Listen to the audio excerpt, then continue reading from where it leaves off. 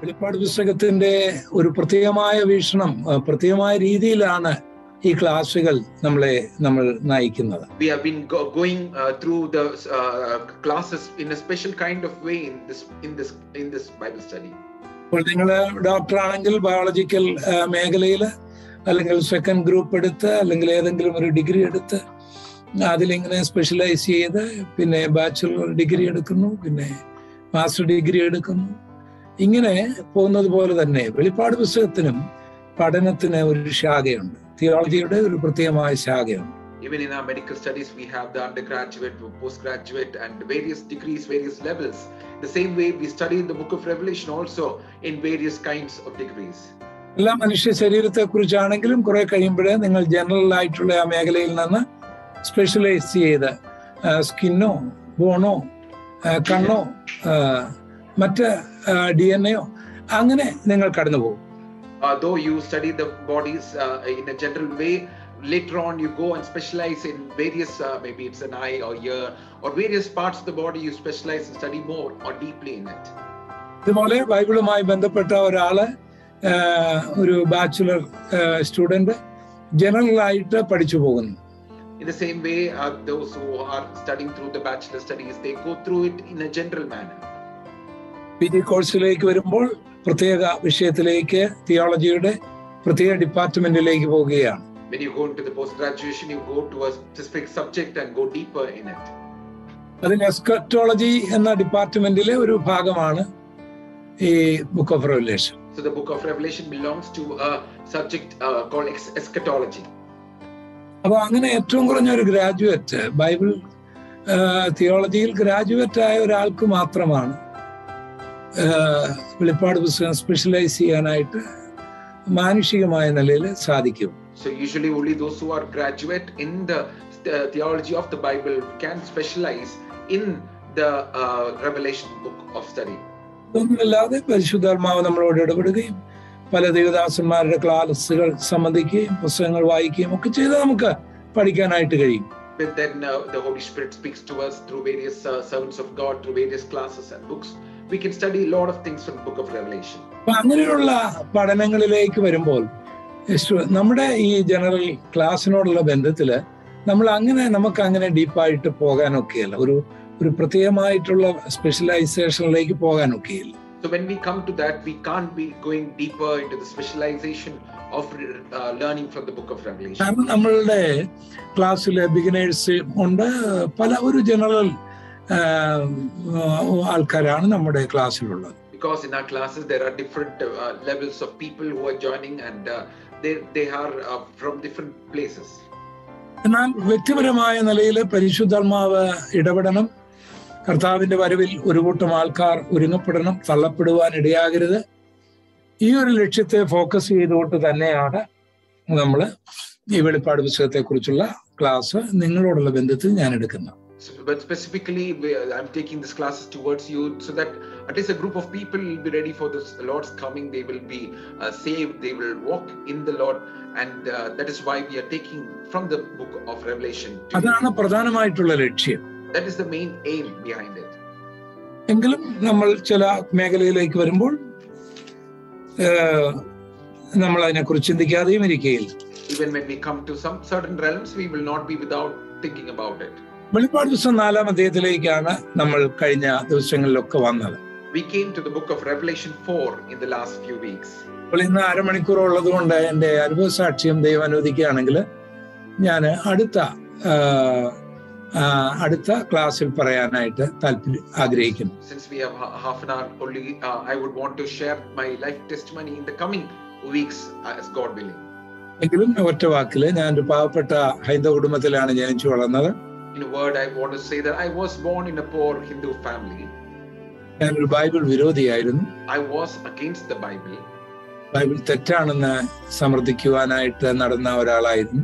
അങ്ങനെ ഓടി നടന്ന ഒന്നാണെന്നല്ല, എന്റെ അടുക്കൽ സുവിശേഷവുമായിട്ട് വന്നവരെയൊക്കെ പരാജയപ്പെടുത്തിയ ഒരാളായിരുന്നു. If someone came to me with the gospel, I used to defeat them with various kinds of questions. എന്നാൽ കർത്താവ് എന്നെ അത്ഭുതകരമായി രക്ഷിച്ചു. But the Lord delivered me miraculously. ആദ്യമായി ഞാൻ ഈ ബൈബിൾ വായിക്കുന്നത് ഒരു മണ്ണെണ്ണ വിളക്ക് കത്തിച്ചു വെച്ചാണ്. First time that I read the Bible by lighting up a kerosene lamp. മണ്ണെണ്ണവിളക്കേ ഞങ്ങൾക്ക് വീട്ടിലുണ്ടായിരുന്നുള്ളൂ. That day we only had that kerosene lamp in those days. എല്ലാവരും ഉറങ്ങുമ്പോഴായിരുന്നു എന്റെ വായന. When everyone were sleeping was that time I used to take and read the Bible. ഇങ്ങനെ നേരെ ഇരുന്നുകൊണ്ടല്ല, കമന്ന് കിടന്നുകൊണ്ട് മണ്ണെണ്ണവിളക്ക് കത്തിച്ചു വെച്ച് Bible ഇങ്ങനെ വെച്ചാ വായിക്കുന്നപ്പോഴേ ഒരു സീക്രട്ട് ഒരു മറയുണ്ടാകും. Not sitting straight but lying prone and keeping this lamp near me. It was like secretly I was reading it. ചുമയ്ക്കുമ്പോഴാണ് എനിക്കൊരു കാര്യം മനസ്സിലാക്കുന്നത്, ഈ മണ്ണെണ്ണവിളക്കിലെ പുക മുഴുവൻ എന്റെ മൂക്കി കയറി അടയാൻ തുടങ്ങുന്നു എന്ന് എനിക്ക് മനസ്സിലാകുന്നു. When I cough, only when all the smoke of this lamp is entered my nose and I start coughing, then only I understand that it has entered my nose. അന്ന് വായിക്കുമ്പോഴൊന്നും മനസ്സിലാകുകയില്ല. Those days when I read like this, I couldn't understand much. മലയാള മനോരമയിൽ ജോലി ചെയ്തുകൊണ്ടിരുന്ന ഒരു Kurian sir, അദ്ദേഹത്തിന്റെ ഒരു പഴയ Bible എനിക്ക് നൽകിയത്. There was one Korean sir who was working in Malayalam Manorama. He gave us one old Bible to me. ഉൽപ്പത്തി എന്താ വെളിപ്പാട് എന്താ എന്നൊന്നും എനിക്കറിഞ്ഞു. I didn't know what was Genesis or Revelation. എങ്കിലും ഞാൻ ഉൽപ്പത്തി പുസ്തകം മുതലാണ് ഇങ്ങനെ വായിച്ചു വന്നത്. But I began from Revelation, Genesis, and started reading. Chapter 1 verse. അത് അങ്ങനെ വായിച്ച് വരുമ്പോഴേ ഒന്നും അധികം മനസ്സിലാകുന്നില്ലെങ്കിൽ പോലും വലിയൊരു ആകർഷണം, വലിയൊരു ആഗ്രഹം വായിക്കാനായിട്ട് എനിക്കുണ്ടായി. Though I read it, I didn't understand much, but I was greatly attracted and wanted to read more about it. പിന്നീട് ദേവദാസന്മാർ പ്രസംഗിക്കുകയും എഴുതുകയും വായിക്കുകയൊക്കെ ചെയ്യുമ്പോൾ ഞാൻ പണ്ട് വായിച്ചതിന്റെ ഓർമ്മകൾ എന്റെ മനസ്സിലേക്ക് വരികയും ചെയ്യുമായിരുന്നു. Then when the servants of the Lord preached about it and read from it, I used to remember what I had read and I used to speak about it. എന്റെ കയ്യിൽ കിട്ടിയ ബൈബിള് പഴയ ഒരു മലയാളം ബൈബിൾ, വലിയ ബൈബിളായിരുന്നു. There was a big Malayalam Bible that I had in my hands. Roman letter ഒക്കെ ആയിരുന്നു അതിന്റെ, ഈ 1-2 ഒക്കെയുള്ള പഴയ മലയാളം 1-2 അങ്ങനെയൊക്കെയുള്ള. It had Roman letters with the old Malayalam letters. പല പേജുകളൊന്നും ഉണ്ടായിരുന്നില്ല. Not much pages were there. അന്നായിരുന്നെങ്കിൽ അങ്ങനെ ബൈബിൾ വളരെ റെയറാണ്, എല്ലാവരുടെയും കയ്യിൽ ബൈബിളിൽ കാണുകയില്ല. അപ്പോൾ അന്ന് അതൊരു കിട്ടുക എന്ന് പറഞ്ഞാൽ ചെറിയ കാര്യമല്ല. 48 വർഷം മുൻപ്. In the high range areas 48 years back, to get a Bible was not an easy thing. It was a difficult thing. പിന്നീട് എനിക്ക് ബൈബിളിന്റെ അകം മാത്രമല്ല, ബൈബിളിന്റെ പ്രിന്റിങ്, അതിന്റെ ഭംഗി എല്ലാം എനിക്കൊരു അട്രാക്ഷനായി മാറി. Not only the inside of the Bible, the print of the Bible, everything about the Bible was a great attraction to me. ഞാനൊരു ജർമ്മൻകാരനായ പീറ്റർ കുൻസ് എന്ന് പറയുന്ന ഒരാളുടെ ട്രാൻസ്ലേറ്റർ ആയിരിക്കാൻ ദൈവം എനിക്ക് ഭാഗ്യം നൽകി. The Lord gave me a privilege to be a translator for a German Peter Kunz. അദ്ദേഹമായിരുന്നു എന്റെ കല്യാണത്തിന്റെ photographer. He was the photographer for my wedding. Colour photo ആണ് ഞങ്ങളുടെ വീട്ടിൽ അദ്ദേഹം താമസിച്ചിട്ടുണ്ട്. He had the color photo. He came and stayed in our home. അദ്ദേഹം pastor കേൽസണിയുടെ ടീമിലും work ചെയ്തിട്ടുണ്ട്. അങ്ങനെയാണ് ഞാൻ അദ്ദേഹത്തെ പരിചയപ്പെട്ടത്. He had worked in the team of Pastor K.L. Sami and I was also well versed with him. അപ്പൊ അദ്ദേഹം എന്നെ ഈ പ്രസ്സിനെ കുറിച്ച് പഠിക്കാനും ഒരു പ്രസിഡാനും ഒരു ഓഫ്സെറ്റ് പ്രസിഡാനും ആയിട്ട് ജർമ്മനിയിലേക്ക് ഒരു ദിവസം അദ്ദേഹം നേരിട്ട് വിളിക്കുകയാണ്. So once he invited me to Germany to study about offset press. ഞാൻ മണക്കാലയിലെ ഒരു ലെറ്റർ പ്രസ് അദ്ദേഹത്തെ എന്റെ അറിവില്ലായ്മ കൊണ്ട് കാണിച്ചു പോയി. അദ്ദേഹം അങ്ങ് പൊട്ടിച്ചിരിച്ചു അത് കണ്ടപ്പോൾ. I showed the press which was there and when he saw that he burst into laughter.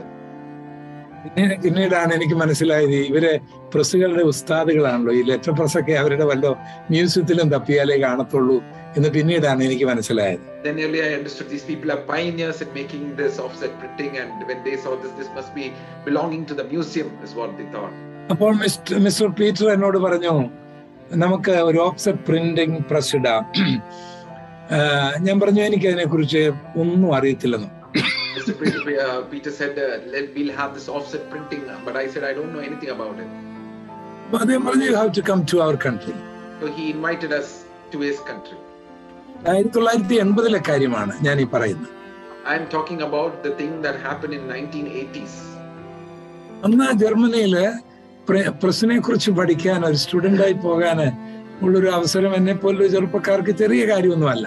That time to study about the offset printing, to go to Germany, an invitation was not a small thing for youngsters like ഒരു us. Offset printing press ഇടുക. അന്ന് offset printing press കേരളത്തിൽ വളരെ അപൂർവമാണ്. All those days, offset printing press in Kerala was a very thing which was not there in Kerala. 1980 in 1980s. എനിക്ക് ആദ്യം ഒരു മോഹം ഉണ്ടായെങ്കിലും എന്റെ മനസ്സിലേക്ക് കൊടുക്കുന്നു, ഞാൻ സുവിശേഷകനാണ്, ഞാൻ ഈ പ്രസും ഇട്ടുകൊണ്ടിരിക്കേണ്ട ആളല്ല. So I was one who was called to preach the gospel and not one who had to put this offset press and be there. Calling ഉള്ളവർ അത് ചെയ്യട്ടെ. So whoever had the calling for that, they can go ahead with it. എനിക്ക് ലഭിച്ച ആ offer ഞാൻ deny ചെയ്തിട്ട് അദ്ദേഹത്തോട് ഞാൻ പറഞ്ഞു, എനിക്കൊരു ഡേക്സ് ബൈബിൾ വാങ്ങി നൽകിയാൽ വലിയ സന്തോഷമായിരിക്കുന്നു. So I denied that offer and I asked him if you would buy me the Dakes Bible, I would be very happy about it. അന്ന് 500 രൂപയാണ് ഡേക്സ് ബൈബിളിന്. മലയാളം ബൈബിൾ ഒരു 10 രൂപ കൊടുത്താൽ കിട്ടും. Those days the Dakes Bible was 500 rupees. If you give 10 rupees, we'll get the Malayalam Bible. പിന്നെ Kuntz 10 ഡേക്സ് Bible വരുത്തി ഒരെണ്ണം എനിക്ക് തന്നു. This Peter Kunze, he brought 10 Dakes Bible and one he gave to me. ജർമ്മനിയിൽ പോകുന്നതിനേക്കാളുള്ള വലിയൊരു സന്തോഷമായിരുന്നു അത്. For me, that was a greater joy than going to Germany. പക്ഷേ ഡേക്സ് ബൈബിൾ കുറെ വലിയ ബൈബിളാണ്. The Dakes Bible is a big Bible. എനിക്ക് കുറച്ചുകൂടെ ഒക്കെ ചെറിയ ബൈബിളൊക്കെ വേണമെന്ന് ഞാൻ പറഞ്ഞല്ലോ. ഇതിലൊന്നും അർത്ഥമില്ലെങ്കിൽ പോലും ബൈബിളിനോടുള്ള എന്റെ സ്നേഹം വേറെ നിലയിൽ അങ്ങ് വർദ്ധിക്കുകയാണ്. I wanted a smaller Bible than that. As I said, towards the Bible, in all forms, I had this great love. അപ്പോൾ തിരുവല്ലയില് CLS-ലെ ഒരു ബൈബിൾ വന്നു. 160 രൂപ വിലയാണ്. കിങ് ജെയിംസ് വേർഷന്റെ ഒരു ബൈബിളാണ്. In Tiruvalla, the CLS, I got this King James version for 160 rupees. 60 rupees. അന്നും 10 രൂപ കൊടുത്താൽ Malayalam Bible കിട്ടും. That time also, if you give 10 rupees, we would get the Malayalam Bible. ഞാൻ ആ പൈസ കൊടുത്ത ബൈബിൾ വാങ്ങി. That I gave that amount and bought that Bible. അപ്പൊ കുറെ കഴിഞ്ഞപ്പോഴേ സംസാരിക്കുന്ന ബൈബിൾ ഇറങ്ങി, ഓഡിയോ കാസറ്റ് ഈ ബൈബിൾ ഇറങ്ങി. Then the audio Bible was released. 48 audio കാസറ്റിൽ ഉൽപ്പത്തി മുതൽ വെളിപ്പാട് പുസ്തകം വരെ വളരെ ഡ്രമാറ്റിക് ആയിട്ട് നല്ല സ്റ്റുഡിയോയിൽ റെക്കോർഡ് ചെയ്ത ബൈബിള് അമേരിക്കയിൽ ഇറങ്ങി. In America, there was 48 volumes of cassettes with good dramatically. It was recorded in a good studio. അതൊരു സൂട്ട് കേസ് പോലെയാണ്. നമുക്ക് ആ കാസറ്റ് എല്ലാം കൂടെ അതിനകത്ത് ടേപ്പ് റെക്കോർഡ് ഒക്കെ ഉണ്ടാവും. Like a suitcase with the tape recorder and the cassette, everything together. അപ്പോൾ അത് കണ്ടപ്പോൾ എനിക്ക് ആഗ്രഹം തോന്നി. So when I saw that, I also wanted to have it. Church of ഗോഡിന്റെ ഓവർസിയർ ആയിരുന്ന S.A. സാംസാറിന്റെ മകന് എന്റെ ആഗ്രഹം മനസ്സിലാക്കി എനിക്ക് ആ ബൈബിള് വാങ്ങി നൽകി. Church of God, S.A. Samson, son, he knew my desire and he bought me that Bible. അങ്ങനെ ബൈബിള് കേൾക്കാം. പിന്നെ നല്ലപോലെ നല്ല രസമാണ് ഇത് കേൾക്കാനായിട്ട്. Then to hear the Bible, it was very nice. കുറെ കൂടെ കഴിഞ്ഞപ്പോഴേ ഈ ബൈബിള് കമ്പ്യൂട്ടർ ബൈബിൾ എന്ന് പറഞ്ഞ പേരിലുള്ള ബൈബിൾ ഇറങ്ങി. Then it was the digitalized version of the computer Bible. That time the version was. ചെറിയൊരു ഡയറിയുടെ അത്രയും വലിപ്പമുള്ളൂ. It was just small as the size of a diary. അപ്പൊ അതിൽ നമുക്ക് Genesis 3:10 നമ്മൾ എൻ്റർ ചെയ്താൽ ഉടനെ ആ വാക്യം സ്ക്രീനിൽ വരും. When we enter Genesis 3:10, the verse will come. Computer ഇന്നത്തെ മേഖലയിൽ അങ്ങ് ഡെവലപ്പ് ആയിട്ടുള്ള മേഖലയല്ല, ഒരു ഡോട്ട് സിസ്റ്റത്തിലാണ് അത് വരുന്നത്. ആ സന്ദർഭത്തിൽ It was in the dot system, not in the way that it has been developed today. അതിന് $360 വില. It was costing $360. ഞാൻ കാലിഫോർണിയയിൽ നിന്ന് ആ ബൈബിള് വാങ്ങി. I bought that from California. അങ്ങനെ ബൈബിളിനെ എതിർത്ത എന്നെ ദൈവം ഈ ബൈബിളിന്റെ പുറകെ ഓടിച്ചു. Like that, the one who was against the Bible, he made me run after it. ഇപ്പോൾ അങ്ങനെയുള്ള ഒരു ആഗ്രഹമൊന്നുമില്ല. But now I don't have those kind of desires. Bible ഇങ്ങനെ വായിക്കുകയാണ്, വായിച്ച് പഠിച്ചുകൊണ്ടിരിക്കുകയാണ്. Like that, I'm reading. ധാരാളം കാര്യങ്ങൾ ഈ ബൈബിളിൽ ഉണ്ട്. Reading and studying the Bible, a lot of things I am coming to understand. കർത്താവ് അനുഗ്രഹിക്കട്ടെ. ഞാൻ ഇത്രയും പറയാൻ ആഗ്രഹിച്ചല്ല, എന്നാൽ സാക്ഷ്യത്തിന്റെ ഭാഗമായിട്ട് അത് പറഞ്ഞ് ഞാൻ നിർത്തുകയാണ്. നമുക്ക് വെളിപ്പാട് പുസ്തകത്തിലേക്ക് വേഗം മടങ്ങി വരാം. We'll go back to the book of Revelation. As a part of his testimony, I had shared this. 4-ാം അധ്യായത്തിലെ യോഹന്നാനെ ദൈവം സ്വർഗത്തിലേക്ക് വിളിക്കുകയാണ്. In the 4th chapter, the Lord is calling John to the heaven. അക്ഷരാർത്ഥത്തിലല്ല യോഹന്നാൻ സ്വർഗത്തിലേക്ക് പോകുന്നത്. It is not literally that he was taken up to heaven. യോഹന്നാൻ എപ്പോഴും പത്മോസിൽ തന്നെയാണ്. John was still in that island of Patmos. ആത്മാവിന്റെ വിവിഷ്ടതയിലാണ് താൻ പത്മോസിലേക്ക് പോകുന്നത്. When he was in the spirit trance, he went into the heaven. പക്ഷെ അതൊരു മായയായ കാര്യമൊന്നുമല്ല, illusion അല്ല. It was not just an illusion for them. താങ്കൾ പത്മോസ് എങ്ങനെ കാണുന്നു, അല്ലെങ്കിൽ ഞാൻ നിങ്ങളെ എങ്ങനെ കാണുന്നു, അതുപോലെ തന്നെ ലിറ്ററലി കാണത്തക്ക നിലയിലാണ് തന്നെ ദൈവാത്മാവ് കൊണ്ടുപോയത്. Like how he was there looking at the people around in Patmos, how I see you, the same way he was taken up to heaven. തന്റെ അക്ഷരികമായ കണ്ണുകൊണ്ട് മാത്രം അല്ലെന്ന് മാത്രം, അതുകൊണ്ട് കാണാനൊക്കെയല്ല. Only literally with his own eyes, it's not that, but otherwise he cannot be seen. തന്റെ ആത്മാവിന്റെ കണ്ണിൽ പരിശുദ്ധാത്മാവിന്റെ സഹായത്തോടെ വളരെ വ്യക്തമായി കൃത്യമായി കാണുന്നു. അത് നമ്മുടെ കണ്ണ് കാണുന്നതിനേക്കാളും clear ക്രിസ്റ്റലാണ്. In the eyes of the Spirit, with the help of the Holy Spirit, more than our eyes see, crystal clear it is when we see through the spiritual eyes. അവിടെ താൻ ദൈവത്തിന്റെ സിംഹാസനം കാണുന്നു. There we see the throne of God. ദൈവം ആ സിംഹാസനത്തിൽ ഇരിക്കുന്നു. There we see the Lord sitting on the throne. മനോഹരമായ ഒരു മരതക വില്ല് അവിടെ വെച്ചിരിക്കുന്നു. There is a very beautiful jasper kept like that. 4 ജീവികൾ അവിടെ ആ സിംഹാസനത്തിന് ചുറ്റുമുണ്ട്. There are 4 living creatures around the throne. 24 മൂപ്പന്മാർ അവിടെയുണ്ട്. There are 24 elders around the throne. ഒരു പളുങ്ക് കടൽ അവിടെയുണ്ട്. There is a great glassy sea there.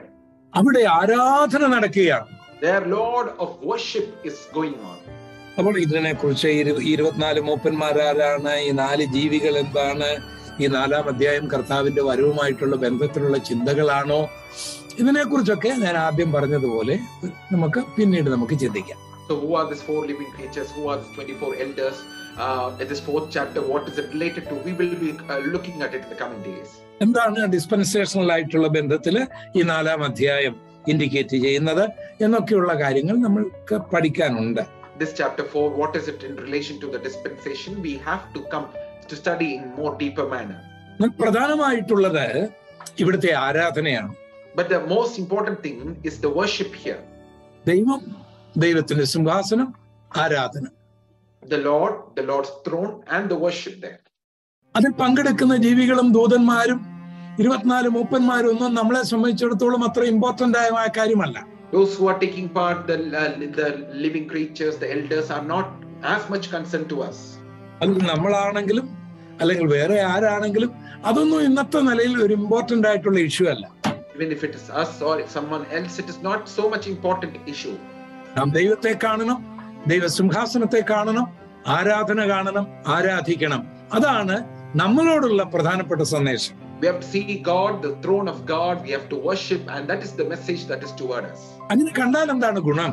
So what is the thing that if we see, what is the benefit of it?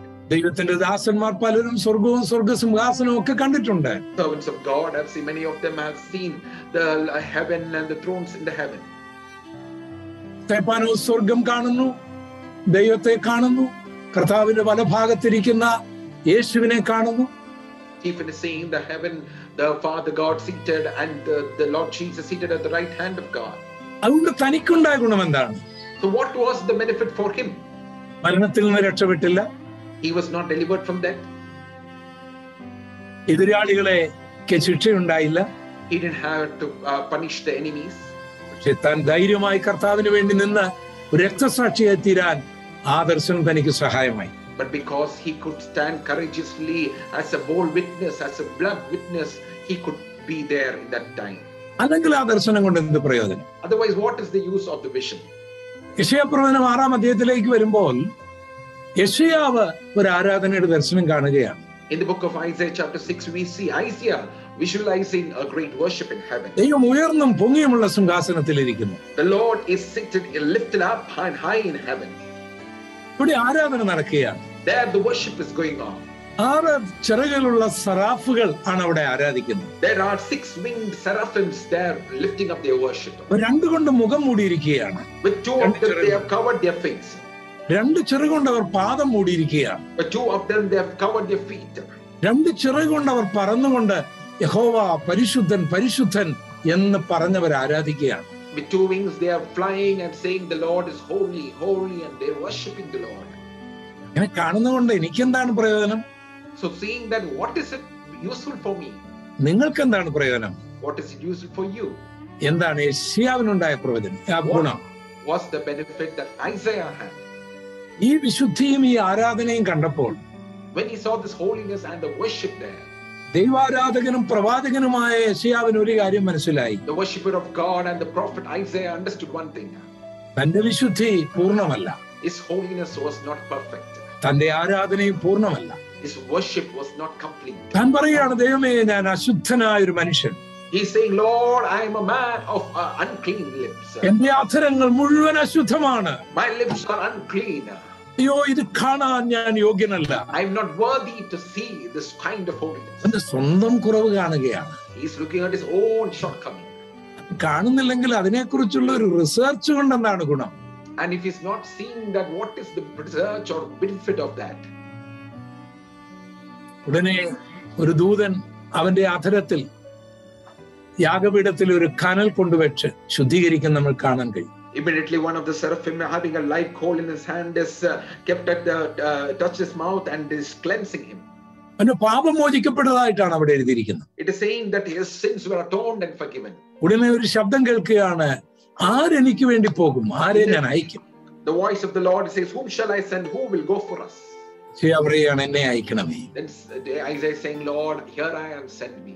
അപ്പൊ സ്വർഗവും സ്വർഗസിംഹാസനവും ദൈവവും ദൈവത്തിന്റെ ആരാധനയും ഒക്കെ കണ്ടപ്പോൾ തനിക്കുണ്ടായത് തന്റെ കുറവുകളെ മനസ്സിലാക്കാനും കർത്താവിന്റെ ഇഷ്ടത്തിന് പോകാനും താൻ തയ്യാറാകുകയാണ്. So when Isaiah saw the throne of God and the heaven, he saw his own incomplete, his shortcomings, and he was cleansed and he was ready to go to the purpose of God. അതുകൊണ്ട് മാത്രമാണ് ഒരു പ്രയോജനം നമുക്കുണ്ടാകുന്നത്. That only is the great benefit that we have when we see this.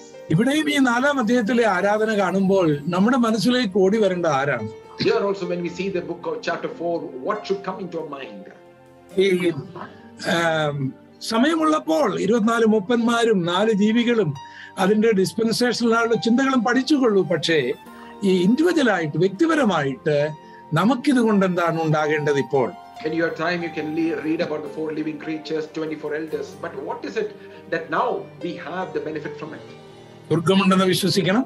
We have to believe that there is heaven. ദൈവമുണ്ടെന്ന് വിശ്വസിക്കണം. We have to believe that there is God. ദൈവസിംഹാസനമുണ്ടെന്ന് വിശ്വസിക്കണം. We have to see that there is the throne of God. അവിടെ ആരാധനയുണ്ടെന്ന് വിശ്വസിക്കണം. We have to believe that there is worship there. അവിടെ നടക്കുന്ന ആരാധനയെ പഠിച്ചിട്ട് നമ്മുടെ ജീവിതത്തെ ആ നിലയിലേക്ക് നമ്മൾ കൊണ്ടുപോകണം. We study the worship that is conducted there and we conduct our lives according to the life that Lord has desired of us. ഇന്ന് ആരാധന എന്ന് പറയുന്നത് തെറ്റിദ്ധരിക്കപ്പെട്ട ഒരു കാര്യമാണ്. Today worship is so wrongly conceived. ആരാധകര് ഞാൻ ഇന്നാരുടെ ആരാധകനാണ്, അല്ലെങ്കിൽ ഇന്ന സ്പോർട്സ് താരത്തിന്റെ ആരാധകനാണ്, ഇന്ന ഗായികയുടെ ആരാധകനാണ്, ഇന്ന പാർട്ടിയുടെ ആരാധകരാണ് എന്നൊക്കെ നമ്മൾ പറയാറില്ലേ? തമിഴ്നാട്ടിലെ MG രാമചന്ദ്രന്റെ എത്രയോ ആരാധകർ, അദ്ദേഹം മരിച്ച സമയം എത്ര പേര് മരിച്ചതായിട്ട് നമുക്കറിയാം. Lots of kinds of worshippers are there. This singer's worshipper I am, this party person. So when MGR died, many people died along with him. So many people follow them and worship and idolize them. വേറെ മറ്റു പലതിനെ ആരാധിക്കുന്നു, മനുഷ്യരെ ആരാധിക്കുന്നു, വിഗ്രഹങ്ങളെ. എല്ലാ മനുഷ്യർക്കും ഒരു ആരാധന സ്വഭാവം അവരുടെ ഉള്ളിലുണ്ട്. Others are worshipping various idols, various human beings, what kinds of things in their hearts. ആരെയെങ്കിലും ആരാധിക്കാത്ത ആരുമില്ല. There's no one that not following or idolizing someone else. ദൈവമില്ല എന്ന് വിശ്വസിക്കുന്നവരെ പഠിച്ചാൽ അവർ മറ്റാരെയെങ്കിലും ഒക്കെ ആരാധിക്കുന്നു. When you study those people who don't believe that there is God, they are somehow following someone else. ദൈവമുണ്ടെന്ന് വിശ്വസിക്കുന്നവർ ഒത്തിരി ആരാധന, ഒത്തിരി മേഖലകളിലാണ് ആരാധന. Those who believe that there is God, they are worshipping in different realms. ഇന്നത്തെ ആത്മീയ ലോകത്തിലെ ആരാധനയെ നമ്മൾ ആഴമായി വിലയിരുത്തേണ്ടതായിട്ടുണ്ട്. In our spiritual world also, the spiritual form of worship also, we need to deeply study it. ദൈവത്തിന് പ്രസാദമുള്ള ഒരു ആരാധനയാണോ എന്ന് നമ്മൾ ചിന്തിക്കേണ്ടതായിട്ടുണ്ട്. We have to think whether it is the worship that is pleasing to God. Michael ജാക്സനെ പോലുള്ള പാട്ടുകാര് ജനലക്ഷങ്ങളെ കാലിന്റെ സ്പ്രിങ്ങിൽ നിർത്തുന്നവരായിരുന്നു. A singer like Michael Jackson, the dancer with the steps of his leg, he used to mesmerize millions of people. ആൾക്കാർ മണിക്കൂറുകളോളം നൃത്തം ചെയ്ത് ആരാധിക്കും. People used to for hours there dance and worship him. അതുപോലുള്ള പാട്ടുകളൊക്കെയാണ് അവർ പാടുന്നത്. They were singing songs like that. അപ്പോൾ നമുക്ക് ആരോഗ്യമുണ്ടെങ്കിൽ, instrument ഉണ്ടെങ്കിൽ, ആരെങ്കിലും നല്ല മിടുക്കരായിട്ടുള്ള ആൾക്കാർ, നമ്മുടെ മനസ്സറിഞ്ഞ് നിൽക്കുന്ന ആൾക്കാരുണ്ടെങ്കിൽ നമ്മളെ ഇങ്ങനെ ഒരു ഇമോഷണൽ തലത്തിലൊക്കെ കൊണ്ടുപോകാൻ കഴിയും. If we have this good health and able to know the instrument, they can take us to those kinds of emotional finds of worship. ഇതൊക്കെ ചിലപ്പോൾ ഒരു ആരാധനയാണ് എന്ന് ചിന്തിച്ച് നമ്മൾ സ്വയം ഫൂളാകാനും സാധ്യതയുണ്ട്. We can be fooled by our own selves, thinking that this is also a great form of worship. ഞങ്ങളൊക്കെ വന്ന മാർഗം, ഞങ്ങളുടെയൊക്കെ പഴയ മാർഗങ്ങളിൽ ഈ ഓണസമയങ്ങളിലും മറ്റുമൊക്കെ ചില പാത്രങ്ങളിൽ, ഓട്ടുപാത്രങ്ങളിലൊക്കെ ഇങ്ങനെ അടിച്ചടിച്ചടിച്ചടിച്ചടിച്ചടിച്ചടിച്ചടിച്ചടിച്ച് ആൾക്കാരെ ഇങ്ങനെ തുള്ളിപ്പിക്കുന്ന ഒരു പരിപാടി ഉണ്ടായിരുന്നു. The ways that we were brought up in the olden days, the Onam times, they used to bang these vessels together and increase the sound, and they used to make people jump. തുമ്പി തുള്ളുക എന്നൊക്കെ ഞങ്ങൾ അതിന് പറയും. They used to jump and they to celebrate that time. Psychiatric മേഖലയിൽ പ്രവർത്തിക്കുന്ന നിങ്ങൾക്ക് അത് എന്തുകൊണ്ടാണെന്ന് എളുപ്പം മനസ്സിലാകും. For those who are in the psychiatric field will know what is the reason behind it. പിന്നെ ഞങ്ങളുടെ ഗ്രൂപ്പുകളിൽ ഭയങ്കരമായ നൃത്തം ഉണ്ടാകും. Then there will be എല്ലാം മറന്നു great dance, forgetting everything around beside them. ചിലപ്പോൾ തീക്കകത്ത് വരെ ചാടും. Some people even jump into the fire without knowing. അങ്ങനെ ആ ചാടി ഇങ്ങനെ തുള്ളി വരുമ്പോൾ ഈ കവിളിലൂടെ ശൂലം ഇറക്കിയിട്ട് ഇവിടെല്ലാം ഞങ്ങളുടെ ആൾക്കാര് ഈ നാരങ്ങയൊക്കെ പിടിപ്പിക്കും. നാക്കിലൂടെ ശൂലം കുത്തിയിറക്കും, കഴുത്തിലൂടെ ഈ കൗളിലൂടെ ശൂലം കുത്തിയിറക്കി ഇങ്ങനെ തുള്ളിച്ചാടും. Like that they ആരാധനയാണ്. Pierce the arrow through their mouth, through the tongue, and put the lemon, and they used to have those demonic kinds of worship. ചെണ്ടയൊക്കെ അടിച്ചിങ്ങനെ മൂപ്പിക്കും. They used to bang all those things and they used to shake around. ഇതൊക്കെ ഒത്തിരി കണ്ട ഈ വിശ്വാസത്തിലേക്ക് വന്നതുകൊണ്ട് എനിക്ക് പലതിലും emotion വേണമെങ്കിലും ദൈവിക ആരാധനയെ കുറിച്ച് നമ്മൾ ആഴമായി അറിയേണ്ടതായിട്ടുണ്ട്, പഠിക്കണം. After seeing all this from those background, when I came out, I wanted to see what is the true form of worship, not only just emotional, but what is the Lord desiring. അതൊക്കെ വചനപ്രകാരമാണോ എന്ന് പരിശോധിക്കണം. We have to examine, is it according to the word of God? ഈ ചാടുകയും തുള്ളുകയും ചെയ്യുന്നവരൊക്കെ വചനപ്രകാരം ജീവിക്കുന്നവരാണോ എന്ന് പഠിക്കണം. All those people who are jumping and dancing, are they living according to the word of God?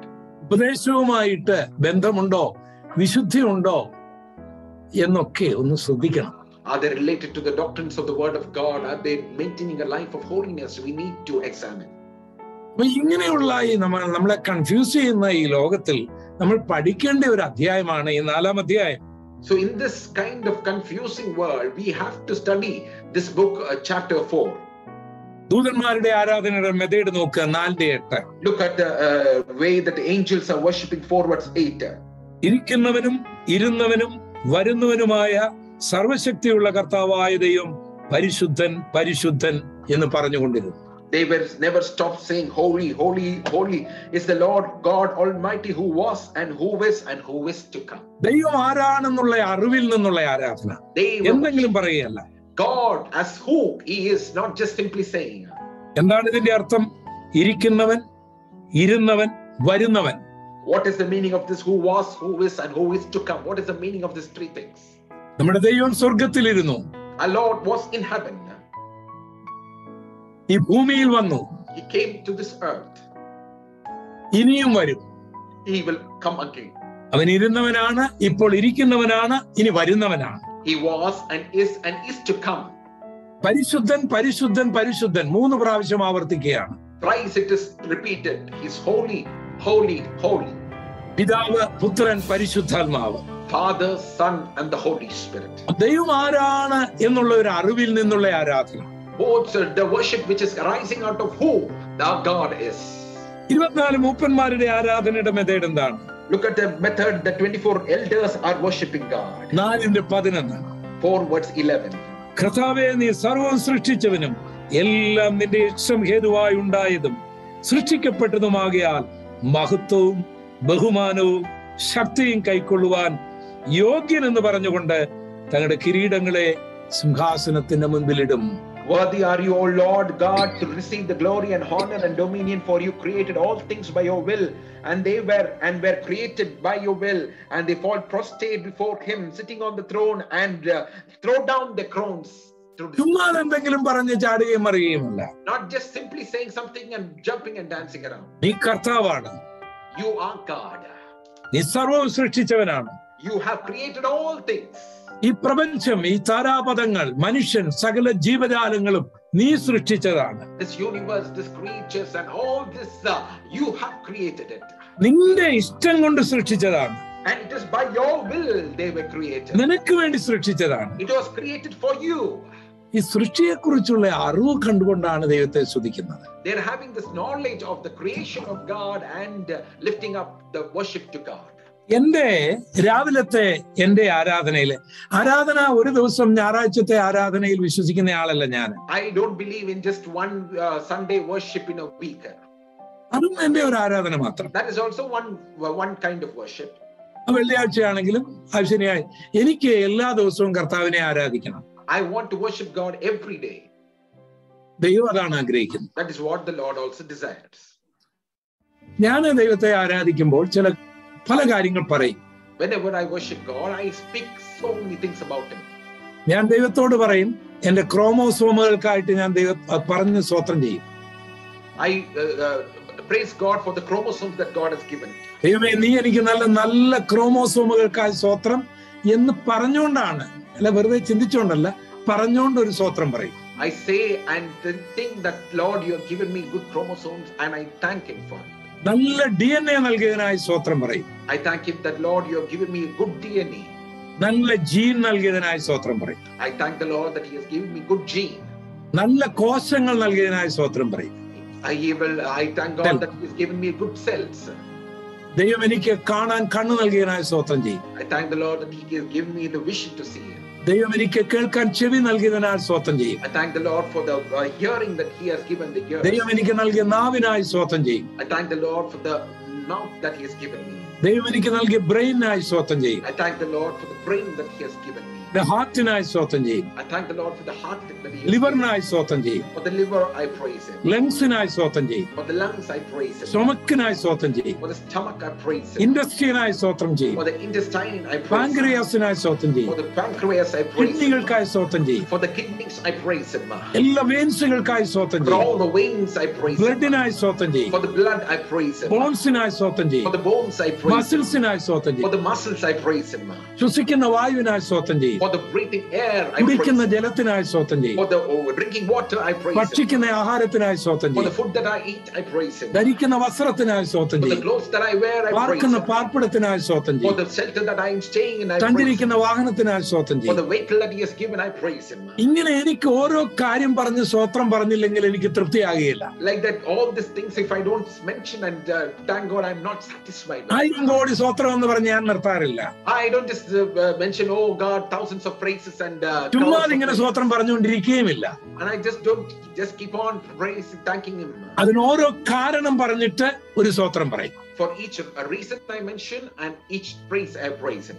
അങ്ങനെ ഒത്തിരി മേഖലകളുണ്ട് എന്റെ ആരാധനയിൽ, എല്ലാ ദിവസത്തെ ആരാധനയിൽ ഞാൻ പറയുന്നത്. Like that, there are a lot of realms of worship every day that I speak to God. നോക്കുക, കർത്താവേ, നീ സകലവും സൃഷ്ടിച്ചവനാണ്, എല്ലാം നിന്റെ ഇഷ്ടം ഹേതുവാൽ സൃഷ്ടിച്ചതാണ്, അതുകൊണ്ടാണ് നിന്നെ ആരാധിക്കുന്നത്. Dear Lord, you have created everything by your will, they were created. Therefore, we lift our worship to you. അങ്ങനെയാണ് നമ്മൾ ദൈവത്തെ ആരാധിക്കുന്നത്. That is how we would lift our worship to God. എന്തെല്ലാം കാര്യം പറഞ്ഞ് നമുക്ക് ആരാധിക്കാം. What are all things we can mention and praise? എനിക്ക് ദൈവം നൽകിയ മാതാപിതാക്കളെ ഓർത്ത് ഞാൻ സ്തോത്രം ചെയ്യും. I thank the Lord for the parents that he has given me. എനിക്ക് ദൈവം നൽകിയ സഹോദരി സഹോദരന്മാർക്കായി സ്തോത്രം ചെയ്യും. I thank the Lord for the brothers and sisters he has given me.